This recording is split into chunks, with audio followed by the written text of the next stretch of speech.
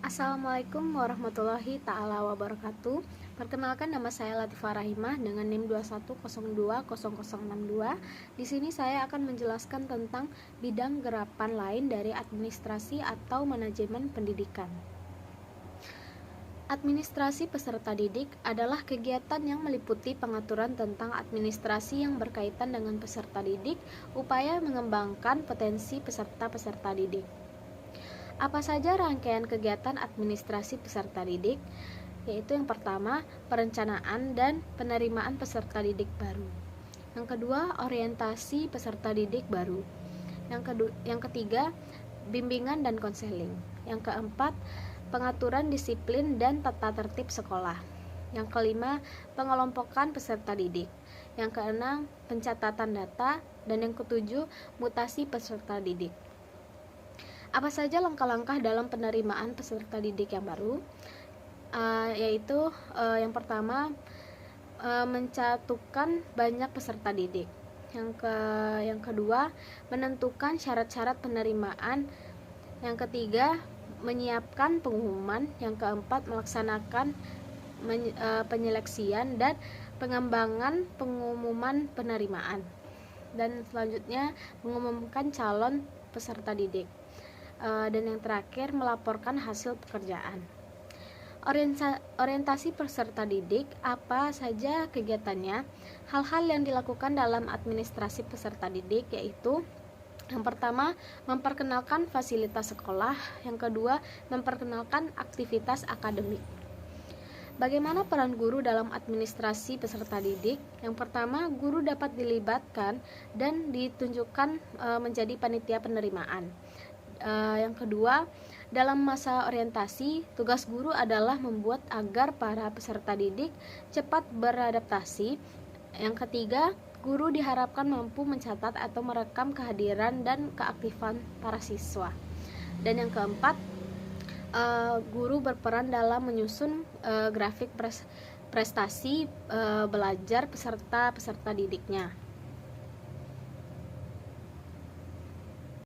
Selanjutnya yaitu konsep. Administrasi merupakan suatu proses yang dilakukan oleh suatu personil atau kelompok dalam suatu organisasi untuk mencapai tujuan organisasi tersebut. Sedangkan peserta didik, murid dan siswa dalam KBBI berarti orang atau anak yang sedang berguru atau belajar atau pengantar. Jadi administrasi peserta didik adalah suatu proses yang dilakukan oleh suatu personil atau kelompok dalam upaya pengelolaan dan mengatur peserta didik atau siswa untuk mencapai tujuan pendidikan. Administrasi peserta didik adalah proses pengguruan serta layanan yang berkaitan dengan murid di suatu sekolah, mulai dari perencanaan, penerimaan murid baru, pembinaan selama murid berada di sekolah, sampai dengan murid menamatkan pendidikannya.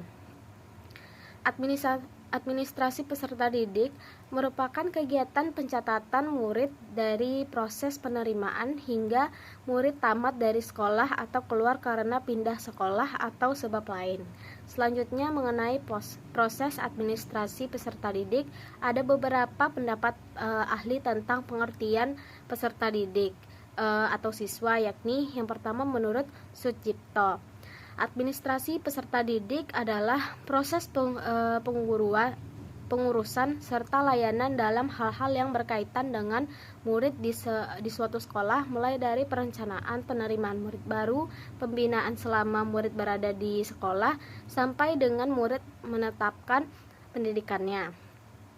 Yang kedua, menurut Suharsimi, yaitu administrasi siswa sendiri dapat didefinisikan sebagai pencatatan siswa mulai dari proses penerimaan hingga siswa tersebut lulus dari sekolah yang disebabkan karena tamat atau sebab lain.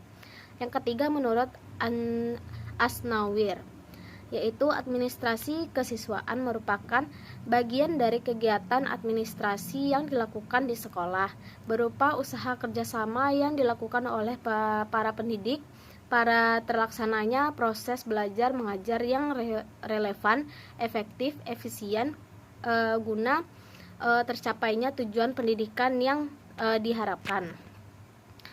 Yang kedua yaitu proses. Kegiatan yang dilaksanakan dalam rangka administrasi peserta didik dibagi menjadi 3 tahapan, yaitu kegiatan administrasi pada awal tahun pelajaran, administrasi selama tahun pelajaran dan administrasi akhir tahun pelajaran. Kita masuki pada kegiatan awal tahun pelajaran. Kegiatan awal tahun pelajaran yaitu dilaksanakan setiap sekolah adalah melaksanakan penerimaan murid baru. Dalam proses ini, ada beberapa kegiatan yang harus dilakukan, yaitu penetapan data tampung, penetapan syarat-syarat murid baru, pembentukan panitia atau petugasan penerimaan murid baru, dan yang kedua yaitu selama tahun pelajaran. Kegiatan atau langkah lebih lanjut setelah murid diterima di sekolah adalah pembinaan murid tersebut sehingga berkembang kemampuannya secara maksimal sesuai dengan tujuan sekolah. Beberapa hal yang dapat dilakukan dalam rangka pembinaan murid ini adalah yang pertama orientasi, yang kedua peraturan kehadiran, yang ketiga proses dan mutasi murid, yang keempat tata tertib sekolah, yang kelima ganjaran dan hukuman. Selanjutnya yaitu akhir tahun pelajaran. Adapun kegiatan akhir tahun adalah pelaksanaan ujian nasional dan ujian akhir semester. Administrasi yang dilakukan berhubungan dengan kegiatan tersebut adalah yang pertama, pelaksanaan ujian nasional. Yang kedua, kenaikan kelas. Selanjutnya kita masuk kepada jenis instrumen. Untuk mempermudah dan melancarkan jalannya administrasi peserta didik, maka perlu ditunjang oleh berbagai instrumen. Instrumen yang dimaksud antara lain berupa buku-buku, format-format yang digunakan untuk merekam semua data dan informasi yang berkenaan dengan siswa. Adapun instrumen-instrumen yang dimaksud antara lain, yang pertama buku induk. Buku induk merupakan buku pokok karena di dalamnya memuat semua informasi yang dianggap lengkap mengenai keadaan siswa. Yang kedua, buku klaper. Buku ini berfungsi untuk membantu buku induk memuat data siswa atau murid yang penting-penting. Yang ketiga, buku atau keadaan siswa. Buku ini menggambarkan keadaan jumlah keseluruhan siswa di sekolah. Biasanya gambaran keadaan siswa di suatu sekolah akan terus teridentifikasi setiap bulannya. Yang keempat, daftar hadir siswa.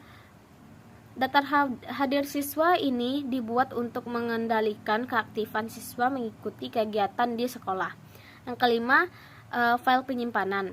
Berkas siswa, berkas-berkas yang sifatnya terlepas perlu diarsipkan dengan baik oleh sekolah.